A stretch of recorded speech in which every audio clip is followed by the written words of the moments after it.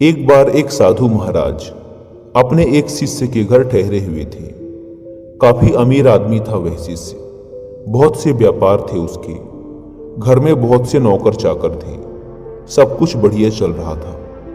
साधु महाराज अक्सर साल में एक बार कुछ दिनों के लिए अपने उस शिष्य के घर आकर ठहरते थे, क्योंकि वह शिष्य जिस नगर में रहता था उस नगर में उन साधु महाराज के इष्ट देव का एक भव्य मंदिर था, जहां वे साधु महाराज हर साल दर्शन करने और घूमने के उद्देश्य से आते थे। इसलिए वो जब भी मंदिर दर्शन करने आते, उस शहर में रहने वाले अपने शिष्य के घर कुछ दिनों के लिए जरूर रुकते। इससे पहले साधु महाराज जब भी उस शिष्य के घर आते तो वह शिष्य काफी उत्साहित और खुश दिखता था। लेकिन इस बार जब साधु महाराज उसके घर में रुके हुए थे तो उन्होंने अनुभव किया कि शिष्य आजकल काफी परेशान और चिंता में रहता है। साधु महाराज ने शिष्य की पत्नी से पूछा कि क्या बात है, आजकल तुम्हारे पति काफी चिंता में रहते हैं। पत्नी ने कहा, हाँ, वो आजकल चिंता में रहते हैं क्योंकि उन्हें व्यापार में 5 लाख का फायदा हो गया है। साधु महाराज ने कहा, फिर इसमें चिंता की क्या बात है, ये तो खुशी की बात है। भाई 5 लाख का फायदा ही तो हुआ है, नुकसान थोड़े ना हुआ है। यह सुन पत्नी मुस्कुराई और बोली, हाँ, लेकिन यदि आप उनसे उनकी चिंता का कारण पूछेंगे तो वो कहेंगे कि मैं इसलिए उदास हूँ क्योंकि मुझे व्यापार में 5 लाख का नुकसान हुआ है। यह सुन साधु महाराज आश्चर्य में पड़ गए।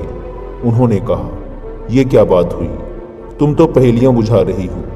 अभी कह रही थी कि 5 लाख का फायदा हुआ है, फिर कह रही हो कि 5 लाख का घाटा हुआ है। शिष्य की पत्नी ने हंसते हुए कहा, हाँ महाराज, मैं एकदम ठीक ही कह रही हूँ। मेरे पति को एक साथ फायदा और नुकसान दोनों हुए हैं। साधु ने कहा, यह कैसे हो सकता है? पत्नी ने कहा, मेरे पति को 5 लाख का नुकसान हुआ है क्योंकि उन्हें उम्मीद थी कि व्यापार से उन्हें 10 लाख का फायदा होगा, लेकिन उन्हें सिर्फ 5 लाख का ही फायदा हुआ है। इसलिए वे आजकल ये सोचकर उदास रहते हैं कि उन्हें 5 लाख का नुकसान हो गया। साधु महाराज को यह बात कुछ अजीब सी लगी, लेकिन जब शाम को वह शिष्य साधु महाराज के पास बैठा हुआ था तो महाराज ने उससे उसकी चिंता का कारण पूछा। तो उसने कहा कि क्या बताऊं गुरुजी, मुझे 5 लाख का नुकसान हो गया। व्यापार में 10 लाख के फायदे की उम्मीद थी, लेकिन फायदा सिर्फ 5 लाख का ही हुआ। यह सुन साधु महाराज मन ही मन मुस्कुराए और सोचने लगे कि इस इंसान का ध्यान अपने 5 लाख के फायदे की तरफ नहीं है, बल्कि उस 5 लाख के नुकसान की तरफ है, जो 5 लाख सिर्फ इसकी उम्मीदों और आकांक्षाओं में थे, जो वास्तव में कभी थे ही नहीं।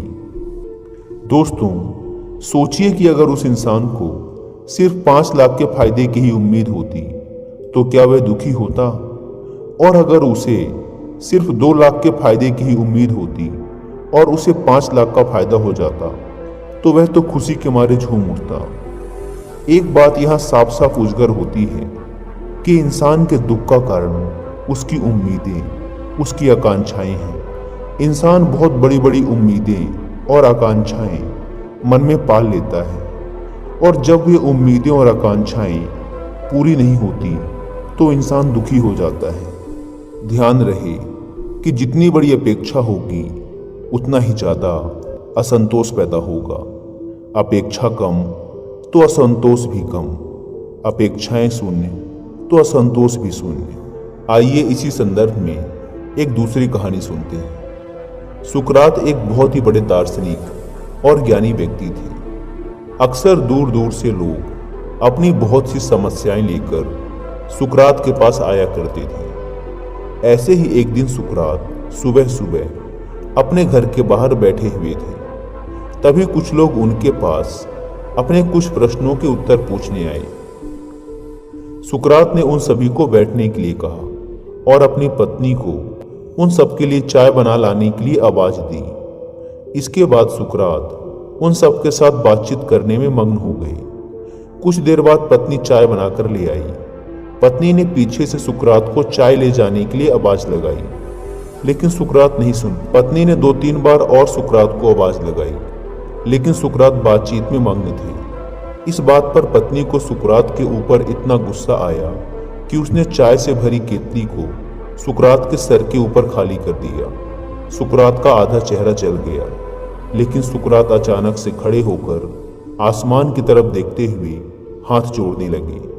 यह सब देखकर वहां आसपास में बैठे लोग डर गए और सुकरात से पूछा, क्या हुआ? सुकरात ने कहा, कुछ नहीं, आधा चेहरा जलने से बच गया, इसलिए भगवान का शुक्रिया अदा कर रहा हूं। पूरा भी जल सकता था, लेकिन उसने बचा लिया। यहां सुकरात का ध्यान अपने आधे बचे हुए चेहरे पर था। इसी को बोलते हैं सकारात्मक सोच, पॉजिटिव थिंकिंग। और जो भी आपके पास है या जो कुछ भी बचा हुआ है, उसके लिए शुक्रिया अदा करना, क्योंकि हो सकता था कि ये भी चला जाता। यहाँ सुकरात उस पहले कहानी वाले व्यक्ति से बिल्कुल अलग है, जहाँ एक और वह व्यक्ति उस बात को लेकर दुखी था जो उसके पास नहीं था, जो केवल उसके विचारों में था, उसकी उम्मीदों में था। वहीं दूसरी ओर सुकरात उस आधे चेहरे के लिए खुश थे और भगवान का शुक्रिया अदा कर रहे थे जो जलने से बच गया था। जो इंसान सपनों में नहीं बल्कि यथार्थ में जीता है, वह कभी दुखी नहीं रह सकता। साथ ही ऐसा इंसान जो कि हर खराब परिस्थिति में भी अच्छाई ढूंढ ले और हर छोटी चीज के लिए भगवान का धन्यवाद करे, उससे ज्यादा संतुष्ट इंसान इस दुनिया में दूसरा कोई हो ही नहीं सकता। हर महान इंसान ने इस बात पर जोर दिया है कि ग्रेटिट्यूड एंड पॉजिटिव थिंकिंग दो ऐसी चीजें हैं जो अगर कोई अपने अंदर धारण कर ले तो यह उसकी पूरी जिंदगी बदल सकते हैं। ग्रेटिट्यूड यानी आभार व्यक्त करने में बड़ी ताकत है।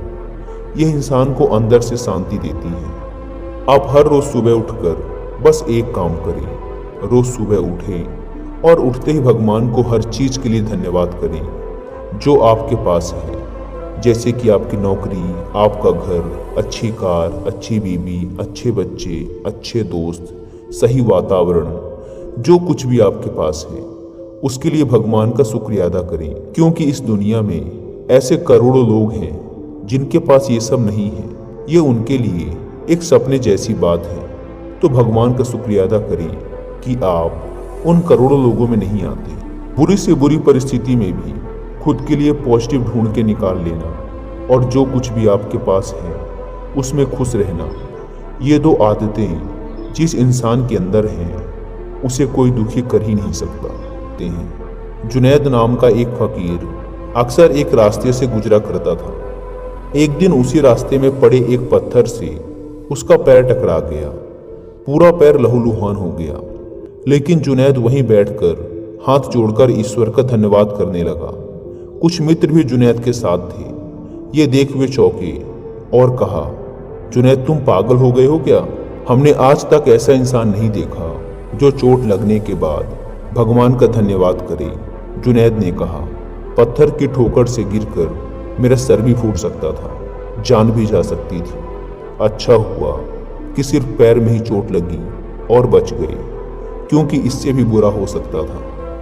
अब जुनैद जैसे इंसानों को अगर फांसी भी लगा दी जाए तब भी वे भगवान का शुक्रिया अदा करेंगे, क्योंकि फांसी से भी ज्यादा दर्दनाक मौतें इस दुनिया में हैं। धन्यवाद का भाव केवल उसी व्यक्ति में हो सकता है जिसकी कोई अपेक्षा नहीं है, जो सिर्फ अपना कर्म करता है बिना किसी अपेक्षा के। फिर ऐसे व्यक्ति को जो कुछ भी मिलता है वह उसके लिए धन्यवाद अदा करता है और खुश रहता है। धन्यवाद अदा करने में एक अलग ही शक्ति है।